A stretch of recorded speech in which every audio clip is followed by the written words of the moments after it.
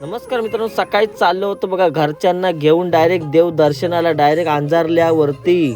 तर बघा हा अध्यक्ष आज कार्यक्रम करणार, मॅच आहे संध्याकाळी. तर आम्ही घरातले निघालो डायरेक्ट. आर्यनला बोललो गाडी घे. चिचगरच्या टनातच भेटले मुंजीरबाईंना जाऊन दिली. पुढं आलो, मांदिवली वगैरे क्रॉस केला, पहिली लेवल पार केली, दुसरी लेवल पण पार केली केळशीमधली. तर निघालो बाहेर पडून.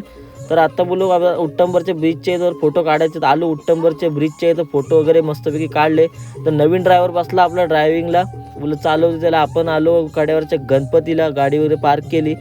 डायरेक्ट देवदर्शनात जायच्या आधी डायरेक्ट दुकानात पहिल्यांदा बघा इकडं लावून दुर्बीन घेऊन तयार आलो आपण. गेटजवळ मेन एंटर झालो आतमध्ये. तर बघा तलाव विलाव दर्शन वगैरे घेऊन तलाव विलाव बघितला आपण मस्त. तर बोललो जाऊया खाली जाऊया. खाली बोललो गणपतीचं पाऊल आहे बघा. आलो इथं, गर्दी होती.